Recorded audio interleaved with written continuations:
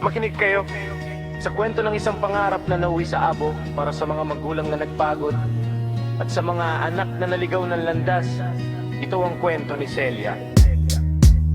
Sa isang malayong baryo, doon ay may Celia. Matalino, masipag, laging bida sa eskwela. Top honor student, dangal ng kanyang ama. Ang kanyang nanay tuway abot sa langit na nakakuha ng ticket scholarship sa Maynila. Sa isang sikat na universidad, doon siya nagpunta. Pangarap ay matayog, pamilya'y iaahon. Sa hirap ng buhay siya ang magiging lunas at hamon. Ngunit ang gastusin, hindi biro. Ang bigat, kabyawan at kalabaw, ibinenta ng lahat, isinangla ang bukid. Huling ari-arian, basta't si Celia ay makatapos kahit maghirap man. Sabi ng ama, anak, mag-aral kang mabuti. Sabi ng ina, hihintayin ang inyong pag-uwi. Luha sa mata ng magulang, may halong pag-asa na ang anak nila magiging dakila sa bansa. Oh Celia, bakit ka nagpaligaw sa mapanirang tinig? Bakit ka sumigaw? Akala mo'y bayani sa bundok ay nalinlang. Ang pangarap ng magulang na uwi sa wala lang. Hindi ka bayani, ikaw ay anay ng bayan. Sinisira ang bukas, nilalamon ng kadilima. Hindi ikaw ay ani, ikaw ay anay ng bayan. Sinisira ang bukas, nilalamon ng kadilima. Sa loob ng kampus, may mga grupong lumapit. Mga matatamis na salita sa utak ay kumapit. Ang gobyerno ay bulok, sumama ka sa amin. Ang talino ni Celia, unti-unting lumingat ang tingin. Plakard ang hawak, imbis na ballpen at papel. Ang dating solar, naging boses ng rebelde taksel. Hanggang sa isang araw, hindi na siya nagpakita sa bundok na ang tungo dala ang baril at kaba. Isang madaling araw, putukan ay narinig. Operasyon ng militar, lupa ay nayanig. Sa gitna ng bagbakan, may isang bumagsak si Celia na dati pangarap, ngayon'y duguan at wasak. Nang matagpuan ang bangkay, mukha ay di makilala. Lasog ang katawan, tila babasura na lamang siya. Ang matalinong bata na dapat ay profesional, ngayon'y nakahandusay, biktima ng maling moral. O Celia, bakit ka nagpaligaw sa mapanirang tinig? Bakit ka sumigaw? Akala mo'y bayani sa bundok ay nalinlang. Ang pangarap ng magulang na uwi sa wala lang. Hindi ka bayani, ikaw ay anay ng bayan. Sinisira ang bukas, nilalamon ng kadiliman. Hindi ka bayani, ikaw ay anay ng bayan. Sinisira ang bukas, nilalamon ng kadiliman. Nasaan ang pangako mo, Celia? Nasaan ang diploma na iaalay mo kay tatay? Ang bukid ay nawala, ang kalabaw ay wala na. At ngayon pati ikaw, wala na rin sa amin. Ito ay aral sa lahat ng mga nag-aaral. Huwag magpadala sa mga grupong hangad ay pagkalantalang. Pagsira sa bayan ay hindi pagiging matapang, kundi isang pagtataksil sa sarili mong pinagmulan. Anay ng lipunan ng tawag sa inyong uri. Sinisira ang pundasyon, naghahasik ng bigate. Mag-aral ng tapat, tapusin ang sinimulan. Doon mo mapapatunayan ng tunay mong kagalingan. Sayang ang talino kung sa mali gagamitin. Para sa mga biktima ng panlilinlang, gising na, ito ang mapait na katotohanan. Kwento ni Celia, tapos na ang kabanata.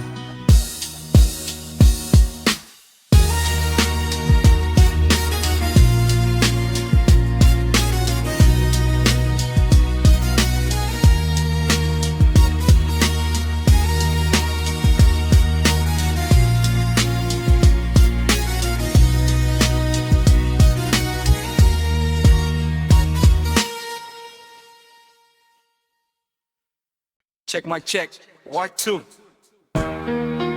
Makinig kayo mga inyong bagong henerasyon. Sabi nila, ang kabataan ang pag-asa ng bayan. Pero bakit ang pag-asa nasa kalsada at nakikipag-aaway sa hangin? Pasok sa prestigious, scholar ng bayan. Utak ay matalas, libro ang sandigan. Nauno ang grado, laging bida sa klase. Pero bakit ang kaisipan, tila ba nadali? Sa loob ng campus, may bulong na lason. Sumama ka sa amin, baguhin ang nasyon. Ang diploma ay kinalimutan, mas gusto ang plakad ng talino mong taglay. Bakit parang naging Rita? Masyado kang bilib sa sarili mong katwiran. Nakalimutan mo na ang tunay mong pinagmulan. Nasobrahan sa talino, tila ba nakakabobo sa mga dikta ng iba? Bakit ka nagpapauto? Akala mo bayani pero bansay, sinisira ang matinong pag-iisip. Lumampas na sa linya, mag-aaral ka muna. Iyan ang unahin, bago ang mundo ay pilitin mong patuhin. Mag-aaral ka muna, iyan ang unahin, bago ang mundo ay pilitin mong baguhin. Ang sabi mo'y aktivista para sa masa, pero ang totoo ikaw ay biktima ng katha ng mga taong matatanda na nasa likod. Pinagmumukha ka matapang habang sila'y nakaluhod sa sariling interes. Ikaw ang pambala sa kanyon ng iyong potensyal. Saya lang sa ganitong ambisyon. Bakit hindi mo tapusin ang iyong kurso? Maging doktor, abogado o engineer na totoo. Doon mo ipakita ang buhay ay nakabitin sa hukay. Ang tunay na talino may kasamang pagtitimpi. Ang tunay na talino hindi nagpapadala sa mithi. Mga nga mapanira ng mga mapangapi. Bumalik ka sa silid doon ka magsilbi. Ang bansa ay hindi mababago ng ingay sa kalsada, kundi naman mautak na handang magtrabaho ng kusa. Pag nakatapos ka na, pag nahawakan ng titulo, ipatupad ang layunin, ayusin ang gobyerno. Huwag mong sayangin ang buwis ng mamamayan. Sa pagsama sa grupong ang layunin ay gulo lang. Sa sobrang talino mo, nawala na ang logic. Ang pagbabagong gusto mo, hindi yan parang magic. Gising na solar, gamitin ang ulo. Huwag hayaang ang ideolohiya ay maging iyong bunggo. Ang edukasyon ay susi. Huwag mong itapon ang susi sa kanal. Sayang ang utak kung gagamitin lang sa pagkawasak. Tapusin ang nasimulan bago mag-umpisa ng kabuluhan.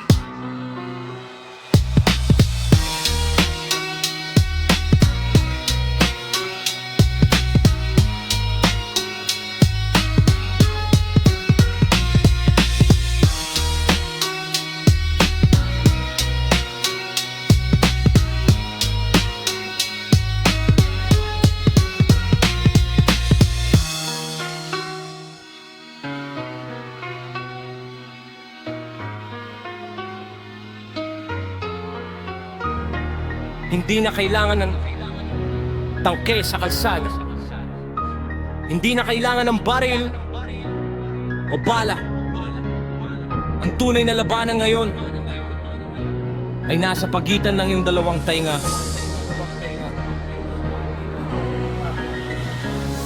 Pagbukas ng gadget, bumubungad ang gulo. Maling balita kumakalat na parang kuto. Isang klik lang ang katotohanan ay baluktot na. Ang kasaysayan dahan-dahang binubura. Pinag-aaway tayo ng mga troll sa dilim, habang ang bayan ay nalulunod sa lihim. Keyboard warrior, matapang sa likod ng screen, pero sa totoong buhay bulag at hindi kayang aminin na ang likes at shares ay hindi basehan ng tama. Kung ang pinapakalat mo ay lason at masamang hinala. Kailangan natin ng EDSA ng isipan, isang revolusyon laban sa kamangan. Huwag magpaloko sa kislap ng peking balita. Hanapin ang tunay na kulay sa bawat nakikita. Gisingin ang diwa, talasan ng konsensya, dahil ang karunungan ng ating tunay na depensa.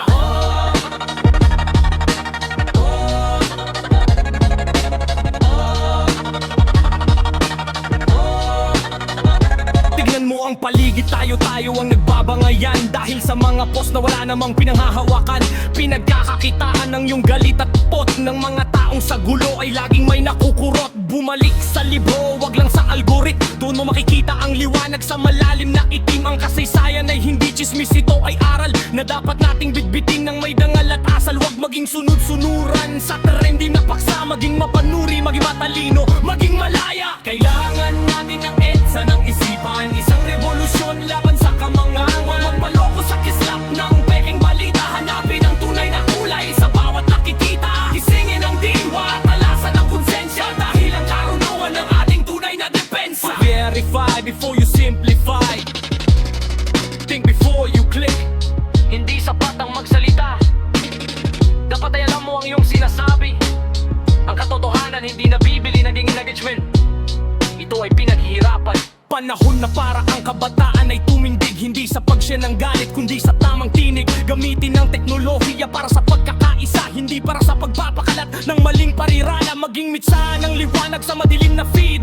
Ipakita ang talino, yan ang ating need. Ang bagong revolusyon ay nagsisimula sa pagbasa, sa pag-unawa, sa pagtatanong, sa pag-asa na ang Pilipinas ay muling magiging buo. Kapag ang bawat Pilipino ay hindi na muling magpapaloko. Kailangan natin ng EDSA ng isipan, isang revolusyon laban sa kamangmangan. Huwag magpaloko sa kislap ng peking balita. Hanapin ang tunay na kulay sa bawat nakikita. Kailangan natin ng EDSA ng isipan, isang revolusyon laban sa kamangmangan. Huwag magpaloko sa kislap ng peking balita. Hanapin ang tunay na kulay sa bawat nakikita. Isigin ang diwa, talasan ng konsensya, dahil ang karunungan ng ating tunay na depensa. EDSA ng isipan, ang laay nagsisimula sa loob.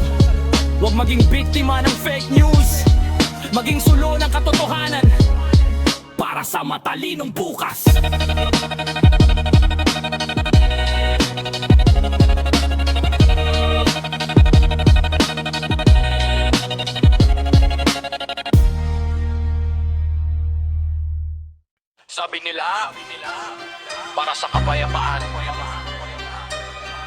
bakit may usok pa rin ang baril sa kalangitan? Matalino na ang tao, pero bakit bata ang nasa itaas? Silipin natin ang likod ng kurtina ni Uncle Sam. Sa mapa ng mundo, may guhit na hindi makita. Doon sa Persya, mayamang pilit kinukuha ang Iran ng target sa listahan ng kaaway. Ngunit ang tunay na dahilan, hindi sa armas nakasalalay.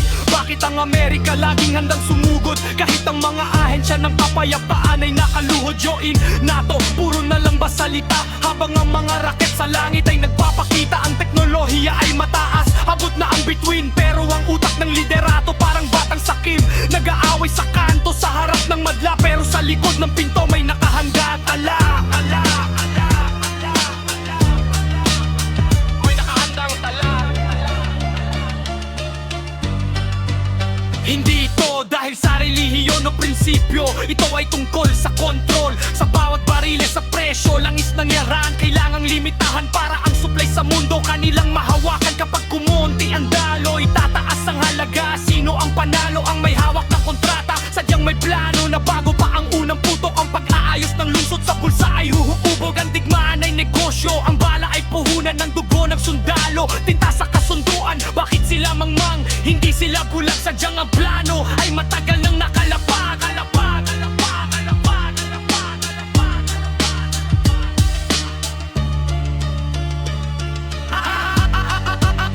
Ang utos kay Uncle Sam, sundin ang daloy ng ginto. Sa likod ng giyera may nakasarang pinto. Matalino ang mundo, pero bakit nagbubulag-bulagan? Sa laro ng mga hari tayo ang talunan. Digmaan ang plano, langis o kapangyarihan. Ang katotohanan ay nakatago sa usap ng labanan. Ang Persya ay matanda, may dangal at kasaysayan. Hindi basta-basta yuyuko sa dayuhang gahaman. Pero ang sanksyon, yan ang modelong sandatang gugutumin ng bayan para ang gobyerno'y malata. Pagkatapos ng gulo, sino ang magtatayo? Ang mga kumpanya rin nag-utos na ito ay gumuho. Isang siklo ng sirain at muling ayusin para ang utang ng bansa. Habang buhay nating pasanin ang teknolohiya nating ginagamit sa paniniktik. Habang ang mga nasa itaas sa yaman ay siksik para silang bata nag-aagawan sa laruan. Ngunit ang laruan nila ay buhay ng sangkatauhan.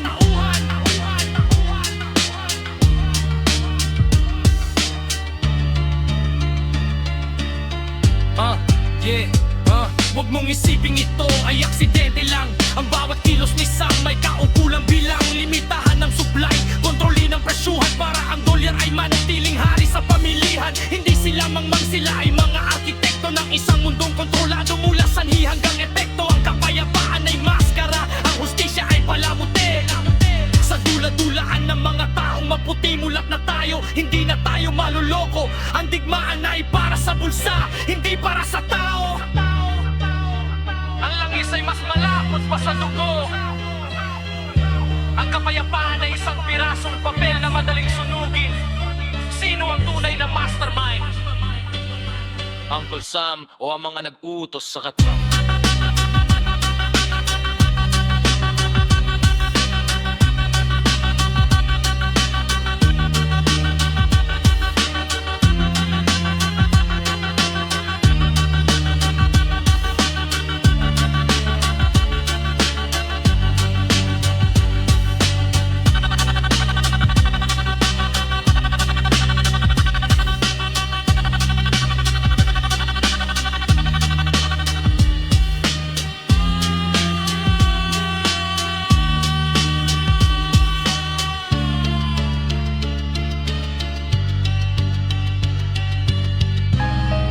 Yeah.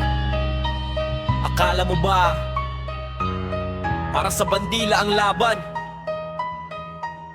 Akala mo ba kalayaan ang dahilan?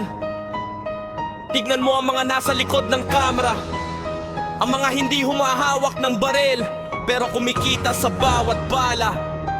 Sila ang direktor ng gera. Sa isang silid na malamig, may mga mapang nakalatag, mga lalaking naka-Amerikana. Ang tadhana ay nilulubag, hindi sila biktima, hindi sila ang nasa harapan. Sila nagsusulat ng script ng ating katapusan. Isang gulo sa silangan, isang krisis sa kanluran. Lahat ay ayon sa plano, lahat ay may patutunguhan. Habang ang sundalo ay sumusumpa sa kanyang bayan, ang direktor ay nagbibilang ng pera sa kanyang taguan. Binibenta ang armas sa kaliwa at sa kanan, pinaglalaruan ang mundo para sa kanilang sariling Sila ang direktor ng gera, sa dilim nagdidikta kung sino ang bibida at kung sino ang mawawala. Dugo na mahihirap ang kanilang ginagamit na tinta para sa global reset at sa mas malaking kita. Ang kalayaan ay palabas, ang hustisya ay dekorasyon. Sa pelikulang ang dulo ay ang ating sariling destruction. Tignan mo ang bangko, tignan mo ang industriya. Ang utang ng bansa ay kanilang ginagawang laro ng hustisya. Kapag may gera may hiram, kapag may hiram may kontrol. Isang siklong walang katapusan, isang malupit na hatol. Pinag-aaway ang magkakapatid sa ngalan ng ideolohiya. Pero ang totoo ang langis at ginto, ang tunay na motibo. Ang mga bayani ay nakaukit sa mga batong malamig, habang ang mga direktor ay nagpapakasasa sa kanilang tinig. Isang bagong mundo, isang bagong kaayusan. Ang tanging paraan ay ang dumaan sa malaking digmaan. Sila direktor ng gera, sa dilim nagdidikta kung sino ang bibida, kung sino ang mawawala. Dugo na mahihirap ang kanilang ginagamit na tinta para sa global reset at sa mas malaking kita. Ang kalayaan ay palabas, ang hustisya ay dekorasyon. Sa pelikulang ang dulo ay ang ating sariling destruction. Sa buhay desenyo ko, protect the interests of the elite. Hindi mo ba napapansin ang kalaban mo ay tao rin tulad mo, pero ang nag-utos sa inyo, baka ikaw lang din. Kailan tayo titigil sa pagiging mga tao-taohan, sa entablado ng kamatayan na sila ang may hawak ng lubid sa likuran ng tunay na kaaway ay hindi ang nasa kabilang bakod, kundi ang mga nasa itaas na sa atin ay laging nagpapagod. Punitin ang script, patayin ang mga ilaw, wag hayaang ang ating dugo ang magsilbing kanilang silaw. Ang global reset ay hindi para sa ikabuti natin, kundi para sa lalong pagigpit ng kadena sa ating gising na kawal, gising na mamamayan. Ang direktor ng gera ay dapat na nating wakasan. Sila ang direktor ng gera, sa dilim nagdidikta kung sino ang bibida, kung sino ang mawawala. Dugo na mahihirap ang kanilang ginagamit na tinta para sa global reset at sa mas malaking kita. Ang kalayaan ay palabas, ang hustisya ay dekorasyon. Sa pelikulang ang dulo ay ang ating sariling destruction. Sila ang direktor ng gera, sa dilim nagdidikta kung sino ang bibida, kung sino ang mawawala. Dugo na mahihirap ang kanilang ginagamit na tinta para sa global reset at sa mas malaking kita. Ang kalayaan ay palabas, ang hustisya ay dekorasyon. Sa pelikulang ang dulo ay ang ating sariling destruction. Direktor ng gera, huwag kang maging biktima ng kanilang production. Alamin ang katotohanan, sino ba ang tunay na nananalo sa dulo? Buksan ang inyong mga mata, lawakan ang isipan. Scripted na ang mga kaganapan sa mundo.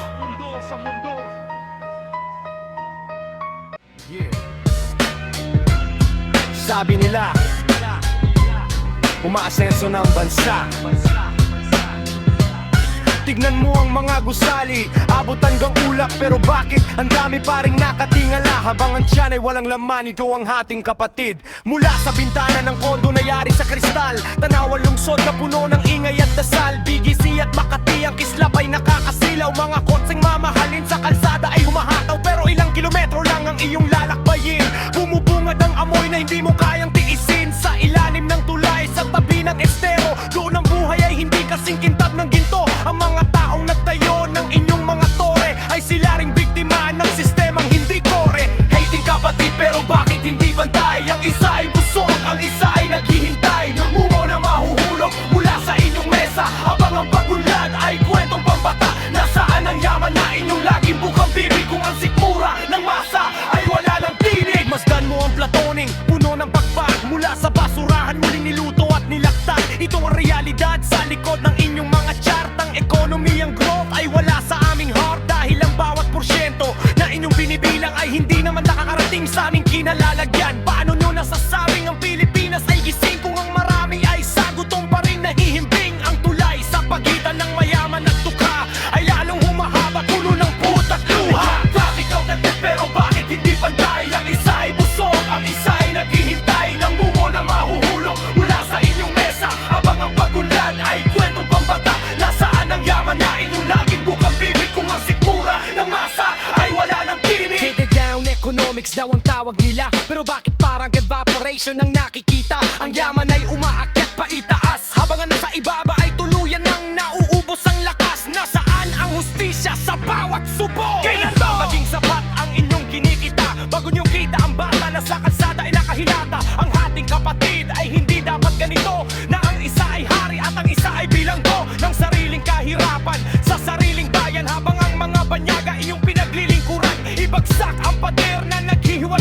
natin hatiin ng tama ang biyayang dapat ay sa atin. Dahil ang tunay na asenso ay hindi sa taas ng gusali, kundi sa dami ng taong hindi na muling magkakamali. Sa gutom, sa gutom, isa.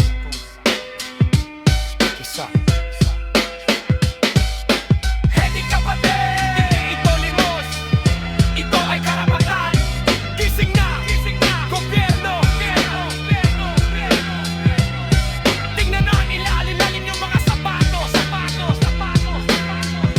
Dahil doon, naroon ang mga tao inyong tinatapakan. Para sa bayan! Para sa bayan! Para sa bayan! Para sa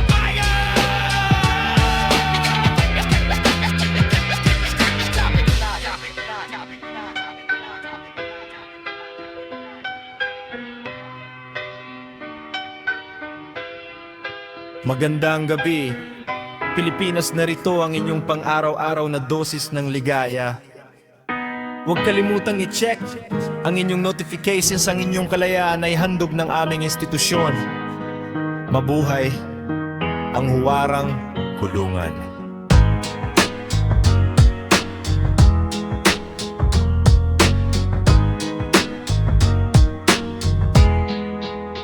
Silipin mo ang paligid, wala ka bang napapansin? Ang rehas ay hindi bakal kundi asul na salamin. Hawak mo sa palad, kumukutitap na liwanag. Isang smartphone na bintana pero pinto na nakapinig ng bukas. Hindi ka na kailangang kalagarin sa selda, ikaw mismo ang pumasok para sa likes at benta. Bawat scroll mo ay bakas, bawat click ay tanikala. Ang iyong pribadong buhay ginawa na nilang lathala. Sila ang arkitekto ng iyong mga pangarap, habang ang iyong pagkatao ay unti-unting naglalaho sa usok at sulyap.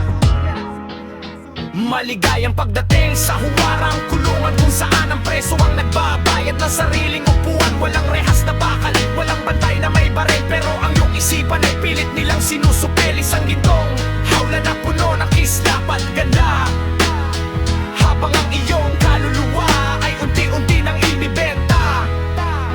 Bili rito, bili roon, gamit ang perang invisible. Ang utang mo sa credit card ang siyang tunay na terrible. Naka-uniforme ka ng tatak na galing sa kaluran, pero ang sikmura mo ay kumakalam sa kawal ng algorithm. May siyang bago mong wes at murado. Kung ano ang uso doon ka laging nakapako. Binubusog ang mata pero gutom ang iyong diwa. Isang digital distraction para hindi ka makakita na ang mundong ito ay isang malaking eksperimento, kung saan ang bawat tao ay naging data na lang sa kwento.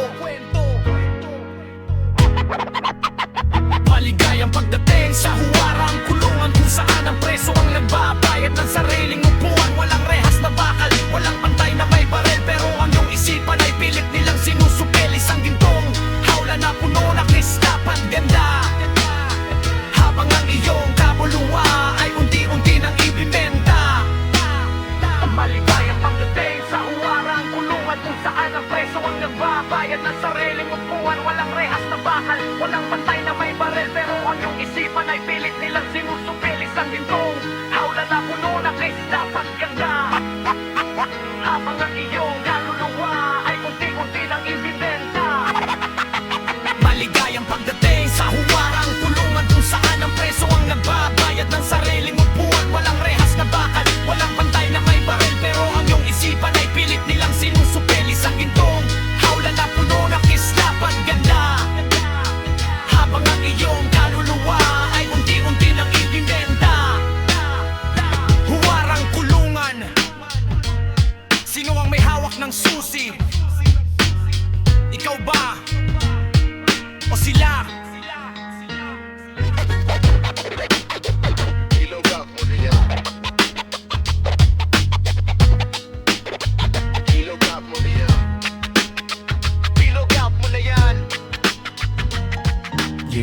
Yeah.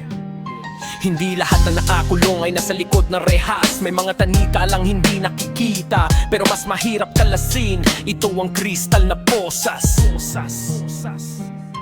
Alas 11 ng gabi sa ilalim ng poste, naghihintay ng swerte ang lalaking sawi. Hindi para sa luho, hindi para sa yabang, kundi para malimutan ng tiyan na kumakalam. Isang gamit ng puti, isang sulyap sa langit. Nawawala ang pagod, nawawala ang pait. Ang shabu ay naging takasan sa realidad ng mundong sa mahirap ay laging mailap at hubad. Pero ang hindi niya alam, sa bawat usok na buga, ang kristal na posas ay dahan-dahang humihigpit na. Kristal na posas nakakabig sa iyong isipan, isang bitag na gawa sa chemical at kahirapan. Ang maliliit ay huli laging biktima ng dahas, habang ang mga hari ay ligtas sa kanilang batas. Bakit ang lunas ay laging bala at selda, kung ang ugat ng sakit ay nasa bulok na sistema?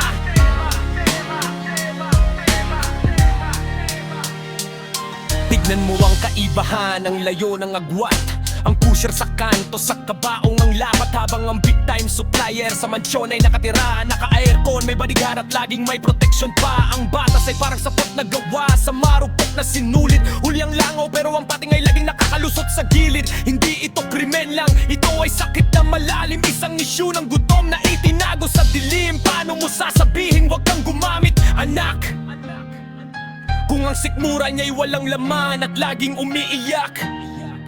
Sabi nila, giyera laban sa droga. Pero bakit parang giyera laban sa mahirap ang nakikita? Ang kailangan ay doktor, hindi lang pulis. Ang kailangan ay pagkakataon, hindi lang mabilis na hako. Sal na posas nakakabit sa iyong isipan, isang bitang nagawa sa chemical at kahirapan. Ang maliliit ay huli laging biktima ng dahas, habang ang mga hari ay ligtas sa kanilang batas. Bakit ang lunas ay laging bala at selda, kung ang ugat ng sakit ay nasa bulok na sistema? Sistema.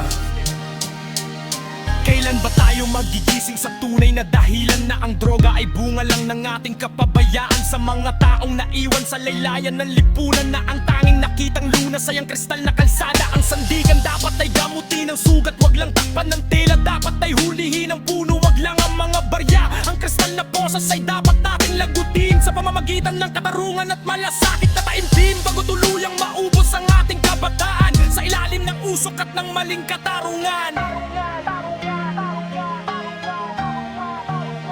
Kristal na posas, hindi ito laro. Huwag hayaang maging biktima ang iyong pagkatao. Para sa mga nawala sa dilim, sana ay mahanap niyo ang liwanag.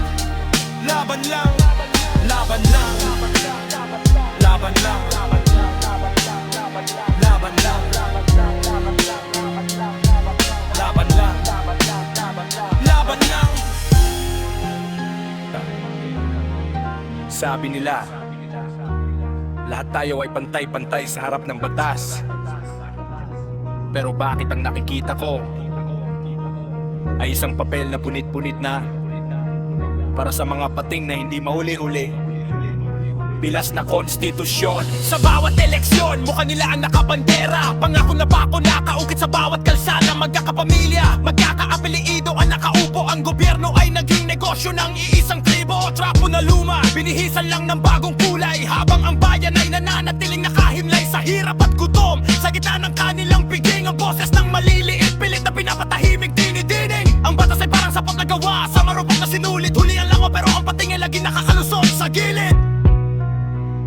Pilas na konstitusyon, batas na para lang sa mahirap, habang ang mga nasa itaas laging ligtas sa bawat sulyap. Punit-punit na katarungan, pinenta sa pinakamataas na presyo. Ang bayan ay gising na sa inyong maduming negosyo. Kailan ba matatapos ang inyong paghahari-harian sa lupang ito na inyong ginawang sariling palaruan? Isang karton ng gatas na ninakaw dahil sa gutom, habang buhay na kulungan ng hatol na laging may lason. Pero ang bilyon-bilyon na nawala sa kaban ng bayan ay nauuwi lang sa hospital arrest at dahan-dahang limutan. Nasaan ang hustisya kung ang mata ay may takip na pera? Kung ang bawat desisyon ay nakatapebe sa kung sino ang kasama? Ang katarungan ay naging isang luho na hindi namin kaya, habang ang mga trapo ay nagpapakasasa sa kanilang laya. Pilas-pilas na ang libro na dapat ay ating sandigan, dahil ang mga pahina nito ay ginawa nyo ng pambalot ng kasinungalingan. Dinastiya, isang pamilya sa itaas, 1,000 pamilya sa ibaba. Hindi ito demokrasya. Ito ay isang kaharian na nakabalat kayo. Punitin ang maskara, ibalik ang kapangyarihan sa taong bayan! Ang bawat Pilipino ay magsalita, wag hayaang ang ating kinabukasan ay muling makuha ng mga lalaking nakabarong. Pero ang budi ay itim na mas madilim pa sa eskinita na walang kislap ng bituin. Hindi sapat ang magreklamo, kailangan nating manindigan. Sirain ang siklo ng mga trapo sa ating lipunan. Ang konstitusyon ay hindi dapat magilaruan ng iilan, kundi isang matibay na kuta para sa bawat mamamayan. Ipunin ang mga pilas, buuin muli ang katarungan, dahil ang tunay na lakas ay nasa ating pagkakaisa sa daanan. Pilas na konstitusyon, wag hayaan silang sumulat ng iyong kwento. Bawiin ang hustisya, bawiin ang bansa, para sa katotohanan.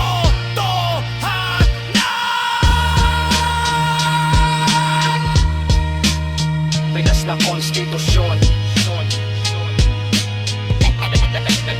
Pilas na konstitusyon, Pilas na konstitusyon, Pilas na konstitusyon.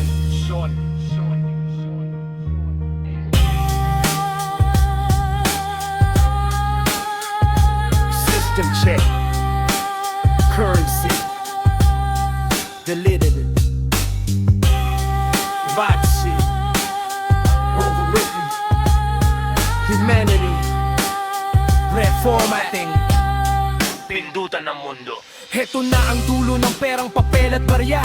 Papalitan ng digits sa screen, walang kawala. Isang pindot sa server, ang yaman mo ay zero kung hindi ka susunod sa batas ng mga master sa palasyo. Isang pandaigdigang bangko, isang sentral na utak na nagdidikta kung sino ang angat at kung sino ang babaksak. Wala nang itatago, bawat piso ay may bakas sa bagong sistema. Ang pag-iwas ay walang lunas. Ang Great Reset ay hindi isang pangarap na maganda, kundi isang rehas na gawa sa kode at dikta. Sila ang may hawak ng pindutan ng mundo, isang global oral na walang mukha, pero may gintong buko, burado ang privacy. Alaala lang ang laya sa mundo ng bawat tao ay naging asset na lang sa plaka. Era-reformat ang lipunan, ira-reformat ang tao, hanggang ang bawat isip ay sumunod sa kanilang kumpas at plano. Hindi mo na kailangan ng pitaka, kailangan mo ng chip, isang digital na marka para sa bawat mong sulyap at silip. Ang social credit ang magiging bago mong reliyon. Kung mababa ang puntos mo, wala kang direksyon. Bawal lang magreklamo, bawal lang mag-isip ng iba, dahil ang mind frame ay laging nakatingin, laging handa. Ang kasaysayan ay binabago sa isang pindot lang ng delete, para ang susunod na salinlahi ay maging masunuring elite. Isang mundong walang bansa, isang mundong walang muwang, kundi ang pagsisilbi sa institusyong walang hanggang kahaman. Reset initiated, cashless control, surveillance, freedom, money. Handa ka na bang maging user sa sarili mong buhay? O isa ka na lang ba sa kanilang sistema?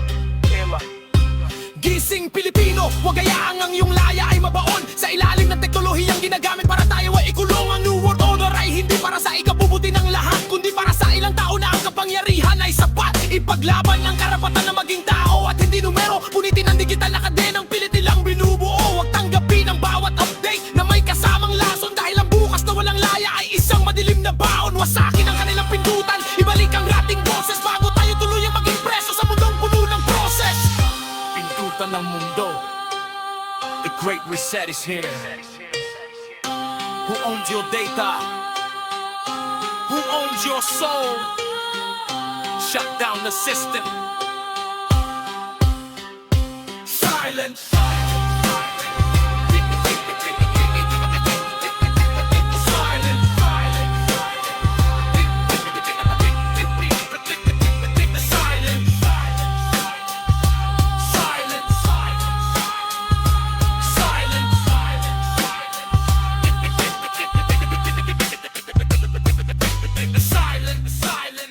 Isara ang pinto, huwag huminga ng malalim. Ang krisis ay hindi aksidente. Ito ay disenyo, ang pandemya ay planado at may darating pa. Nagsimula sa ulat, sa malayong lupalop, isang virus na bago sa hangin ay lumalahok, kumalat ang takot, mas mabilis sa impeksyon, habang ang media ay abala sa mas distraction. Isang pandaigdigang laro sa ilalim ng mikroskopyo, kung saan ang bawat tao ay naging entry sa anunsyo. Hindi lang ito tungkol sa sakit o sa lunas, kundi sa pagsubok kung hanggang saan ang iyong batas. Ang kalayaan mo ay dahan-dahang kinikitil, habang ang takot sa kamatayan ang nagsisilbing kanilang daan. Ito ang plano sa pandemya, kontrolado ang bawat galaw, sa ilalim ng safety ang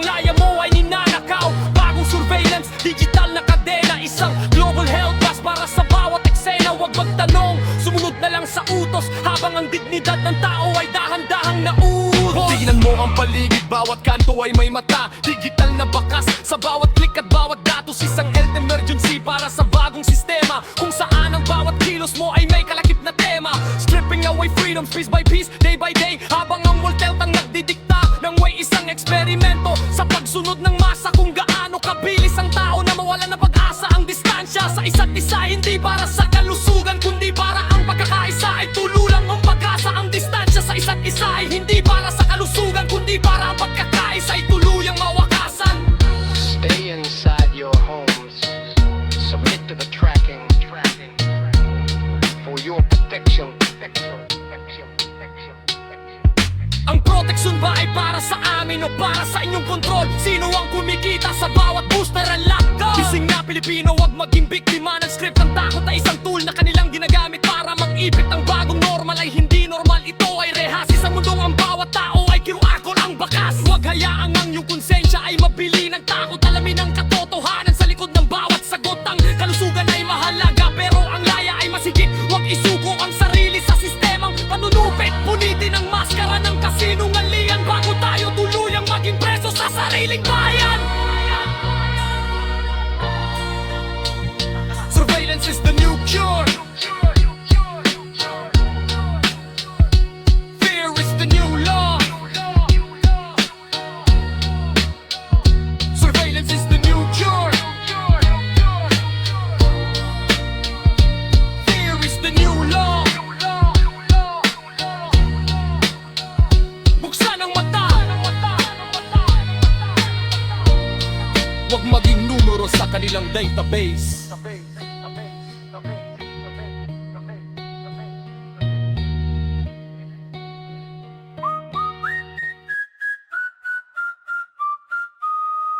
Akala nyo ba ang nakikita nyo sa TV ang may hawak ng manibela? Akala nyo ba ang bawat pirma ay galing sa sariling kusa? Nagkakamali kayo, ang palasyo ay isang entablado.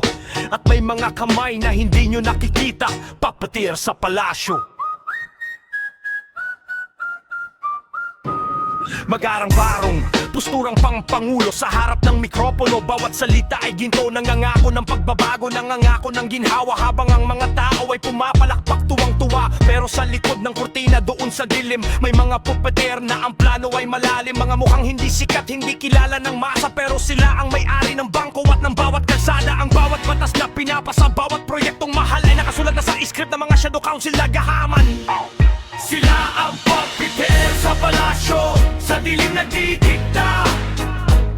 Ang mga lider natin ay tau-tauhan lang sa kalsada. Hila dito, hila doon, sunod sa bawat utos. Habang ang kaban ng bayan ay dahan-dahang nauubos. Ang tunay na kapangyarihan ay wala sa balota, kundi sa mga kamay na may hawak ng talit. Tignan mo ang ekonomiya, tignan mo ang presyo. Hindi ang gobyerno ang nagtatakda, kundi ang mga senyores sa kanto. Isang lihim na pagtitipon sa isang hotel na tago. Doon pinagdedesisyonan kung sino ang mananalo at mabibigo. Ang eleksyon ay palabas, isang marangyang sarswela para isipin natin tayo ang may hawak ng tadhana. Pero ang deep state ay laging may nakahandang kapalit. Kung hindi ka susunod, ang buhay mo ay magiging paet. Binibili ang katapatan, binibili ang konsensya ng mga lider na ang tanging papel ay magbigay ng lisensya. Sila ang puppeteer sa palasyo, sa dilim nagdidikta. Ang mga lider natin ay tau-tauhan lang sa kalsada. Hila dito, hila doon, sunod sa bawat utos. Habang ang kabahan ng bayan ay dahan-dahang nauubos.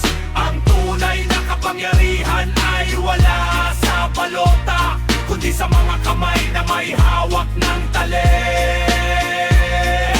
Nota, do as we say and you stay in power. Disobey and we'll bring you down in an hour. Local state visit, bawat agreement. May bahagi na kontratang walang katapusang payment. Sino ba ang totoong hari? Kailangan natin gisingin ang diwa ng bawat Pilipino na ang kalaban ay hindi lang ang nasa loob ng palasyo, kundi ang mga anino na nagpapatakbo ng sistema, ang mga pupeters na walang mukha pero may tema. Huwag magpaloko sa mga salitang matatamis, dahil ang bawat pangako ay may kalakip na labis. Punitin ang mga tali, sunugin ang entablado, ipakita sa kanila na ang bayan ay hindi isang laro. Ang tunay na laya ay wala sa ilalim ng kurtina, kundi sa pag-unlad ng isip na hindi na muling magpapaalipin pa. Papeter sa palasyo, ang laro ay luto na. Maliban na lang kung ititigil nating maging mga tauhan. Buksan ang patag.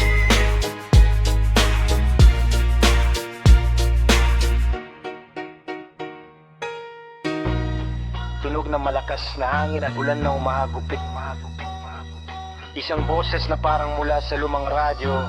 Nobyembre 8, 2013. Ang kasaysayan ay muling isusulat sa dugo. Akala nyo ba kalikasan lang ang may galit? Tingin kayo sa itaas bago kayo maluti sa pahit.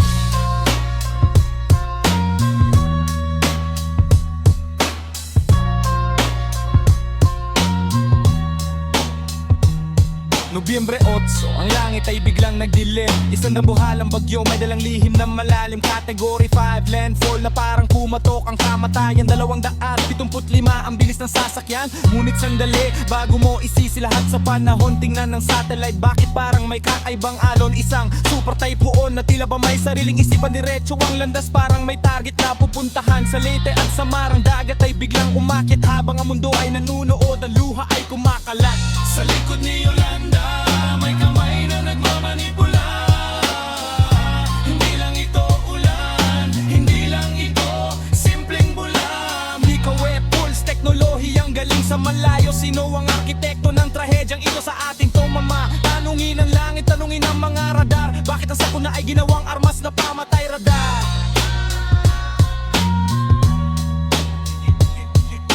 Sabi nila ay climate change, yan ang palaging rason para itago ang makinang nagbubuga ng lason. Isang high frequency signal ipinukol sa atmosfera para ang ulap ay mag-ipon at maging isang gera. Bakit mga kakaibang liwanag bago ang hagupit? Bakit ang presensya ng dayuhan ay biglang lumapit? Tila ba isang eksperimento sa ating mga kapatid? Isang weather na ang buhay ay pinatid, habang ang mga tao ay nakalutang sa baha. Mga eksperto ay abala sa kanilang mga kata. Sa likod ni Yolanda, may kamay na nagmamanipula. Hindi lang ito ulan, hindi lang ito simpleng bula. Mikawe Pulse, teknolohiyang galing sa malayo. Sino ang arkitekto ng trahedyang ito sa atin tumama? Tanungin ang langit, tanungin ang mga radar, bakit ang sakuna ay ginawang armas na pamatay radar?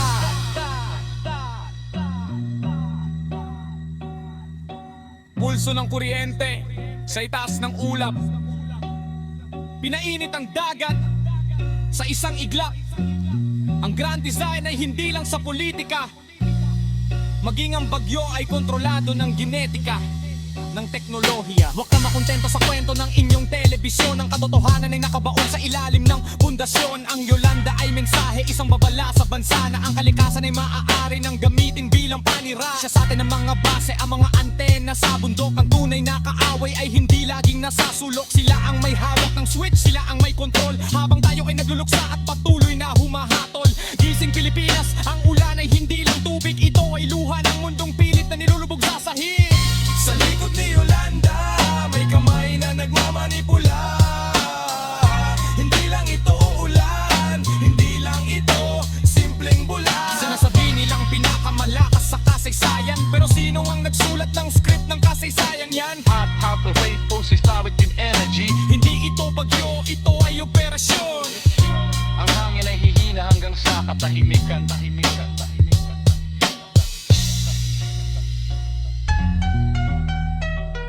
Yeah. Sabi nila, para sa katahimikan to. Pero bakit ang naririnig ko lang ay iyak ng ina? Hindi lahat ng tinatamaan ay may sala. Minsan ulan talaga. ulan ng bala.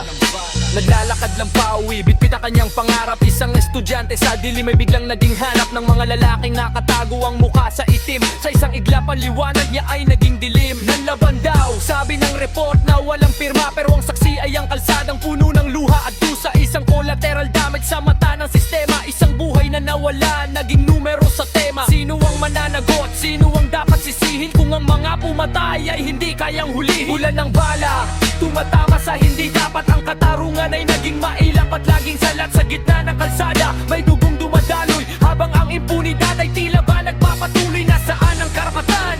Nasaan hustisya kung ang buhay ng tao ay parang basura na lang sa kanila? Isang batang naglalaro, tinamaan ng ligaw na bala mula sa baril ng lalaking mapang-imbaw. Hindi alam kung sino ang nagpaputok, sino ang may gawa. Ang hustisya ay nabaon sa ilalim ng kabaong na luma. Kultura ng impunidad, walang takot sa batas. Dahil ang mga nasa itaas laging may ligtas na takas. Bakit ang dulo ng kalsada ay laging semento at dugo? Bakit ang pangako ng payapa ay laging may kasamang gugo? Ang bawat biktima ay may pangalan, may pamilyang naiwan. Hindi sila statistics lang na basta-basta na lang kalimutan. Ulan ng bala, tumatama sa hindi dapat. Ang katarungan ay naging mailap at laging salat sa gitna ng kalsada. May dugong dumadaloy habang ang impunidad ay tila ba nagpapatuloy. Nasaan ang karapatan? Nasaan ang hustisya kung ang buhay ng tao ay parang basura na lang sa kanila? Wala siyang nagkakanan. Bakit siya? Hindi sapat ang sorry, hindi sapat ang aksidente lang. Kailangan ng pananagutan, kailangan ng katotohanan.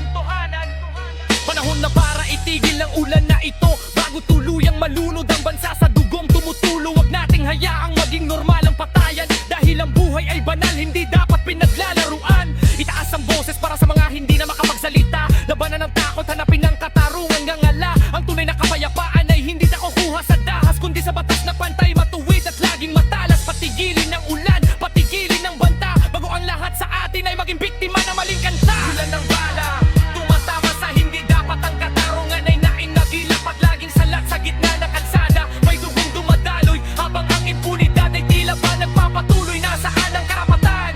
Nasaan ang hustisya kung ang buhay ng tao ay parang basura na lang sa kanila? Ulan ng bala, para sa mga inosente, para sa mga biktima ng maling oras at lugar. Hindi namin kayo malilikutan, mananagot ang may sala. Hustisya.